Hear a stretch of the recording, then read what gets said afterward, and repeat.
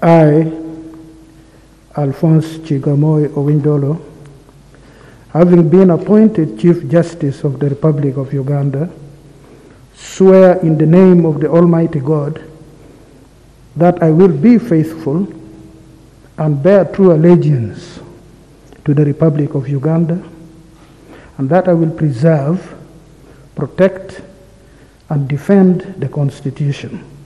So help me God.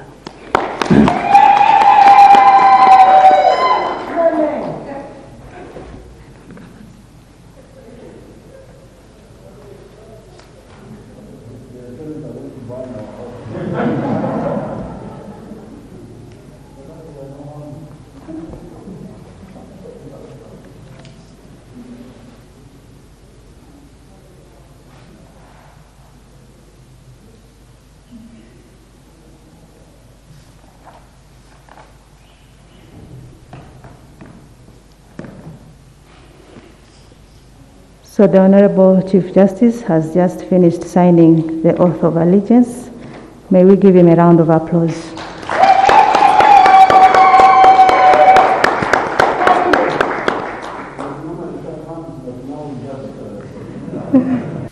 This one I always repeat whenever I go for the judges conference, which His Lordship talked about. The concept of justice. You see, the Banyankore believe in the law of Moses. An eye for an eye, a tooth for a tooth. Now, when we go to the judiciary, sometimes we get some variation in understanding this concept. With the Banyankore, if you kill my brother, I must kill you. Oh, it's called Okhora, revenge. Once you kill my brother, it is Enzugu, it is a vendetta. A vendetta has come into existence between your clan and my clan. Now, the only problem with the Banyankore was that they were a bit undemocratic, because they were saying, you have killed somebody from our clan, we are entitled to kill anybody from your clan. We don't have to go for you, the one who did the mistake. But anybody from the clan is a target. But this collective punishment was actually, in a way, sort of useful. Because the clan of the aggressor would now quickly come to our clan and say, please, don't revenge on us. Mutathora, don't revenge on us. Let's settle. And there was, in actually they call it Matoput, but with the Banyankore there were two types of mistakes. If it is a very serious mistake, if it is an insult, like for instance, if I tell my wife that you woman, I know you, after all your brother did this, oh, this is a big offense. She will walk out and say, Yanjuma, Yantiora. Oxtiora is to taunt somebody, to say, after all your brother did this. She will march away and go to her clan. What has happened? My husband has Yantiora. He has reminded me of my brother who made this mistake. Why are you doing this? Why do you blame the woman for the mistake of his brother? This is not acceptable. Now, that type of offense is extreme wrong. It is not the same thing as shedding blood, but it is a serious offense. And it must be answered by Okonga. If I go and it is proven, because I'm summoned to go to the other clan to bring back my wife. So when I go, the court, I will come with my team, the other team would be there. They would say, you tell us what happened. Then the woman would say what happened. Oh, they say now you must pay a cow. This is Okonga now. So I can solve that with the cow, with the something. But if it is blood, it's not Okonga now. It must be Okaraba. Okaraba is very, very serious. I must pay maybe 20 cows or 30 cows to pay for the blood of the person who died. Then we can perform ceremonies. So really, this is our concept of justice. And that's what the NRA understood and did. In the bush, when they killed people in Semuto, our soldiers, a boy called Zabroni, and with another one, they got drunk and killed 3 villagers in Semuto. So we arrested them. And when we arrested them, we tried them. I was Chief Justice. You know? In the bush there, I was Chief Justice.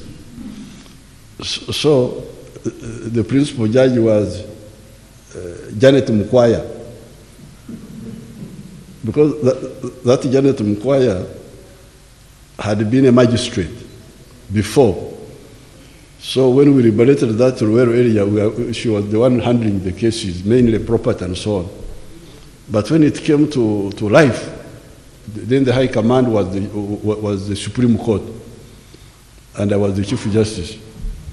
So they brought the case of Zabroni and his friend, who had killed the 3 villagers because of being drunk. Now, at that time, we had a lawyer who had not practiced, but he had qualified in law at Makerere. And this was Jim Mwezi. And he was in our group. So when we came to try them, he brought your things there in the bush. He said, but you people, you need to be very careful. What killed these people was not Zabroni, but the beer which was inside Zabroni.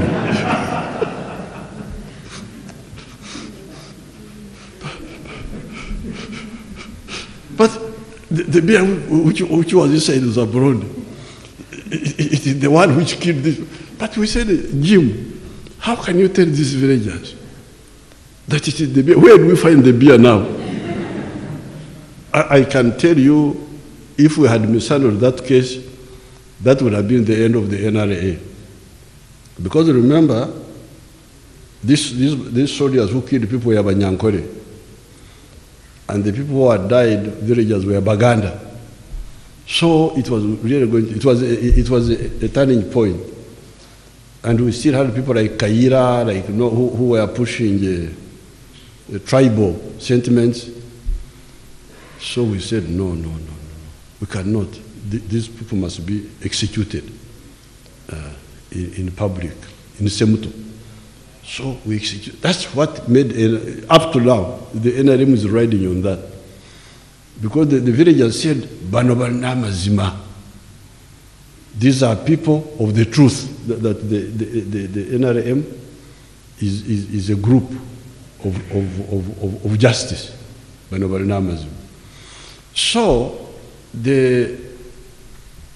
I think the problem we're having now is some of the concepts which are not really in harmony with our indigenous, because our people are still traditional, really. So this concept of police bond is discrediting your system. The villagers say, Taraireyo, when they speak in Nyankore, the one who committed the mistake did not even spend the night in prison. He came back. Oh, so there's no point. In fact, when he comes back, the witnesses will not even go. They say, what is it for? Because for them, it must be, because they say, akabokaiba kehiromugongo gwao. That's why they beat people. The dog that steals pays with its back. They don't understand the concept of saying that somebody can do wrong, then he comes back, then he's what, then he will be tried. It's really discrediting. So this police bond is very dangerous for the credibility of the judicial system, especially for things like, but even stealing, even village stealing, you are stealing chicken, they arrest you, you come back, the people lose interest in what you are doing. So I really, that's number one. Then there's the question of bail. That one also is another danger, another minefield, especially for things like murder, like assault, like rape, defilement. I think there should be no bail except if it goes to. We reduce the time from 360 days to 180 if he's not being tried. So therefore, although there are pressures of too much work, I think if the judiciary prioritizes things like murder and rape and assault, the other things can delay, but these ones are very, very sensitive. So therefore, my appeal, which I've been doing whenever I get a chance to talk to the judiciary, is to bring the concept of justice closer to the popular view, which is the law of Moses. Because for them, for us, even me, really, an eye for an eye. I don't believe that you should give an ear for an eye. If they remove the eye, yours must also be removed. If they cut my ear, yours must be cut, so that it is equal. But to say that this sentence for life, somebody who has killed people, I don't support that. Let him be hanged first. Let him be sentenced, even if we forgive him, even if he's forgiven later, but let him first be arranged to be hanged, and then we can see. I think that I'm expressing the sentiment of the bush and the village, which is my constituency here, which are my two constituencies. I congratulate His Lordship Owiny Dollo. We have been working together for a long time. He came through the CA, and he was Minister for Northern Uganda. And when those Achoris in Patongo, they said, we said, you come, we need you here. Forget about those Achoris. Butera was at the University of Dar es Salaam. I think you were there when we were fighting. Yes, he was there when we were. Which? When did you come to Dar es Salaam? Yes, I remember he was in the university when we were in the town there fighting. So I'm very glad, and I congratulate all of you. I congratulate also Olanya for surviving this struggle. Kamut renew. Oh, Kamut also survived. Apoyo Rubanga. Thank you so much.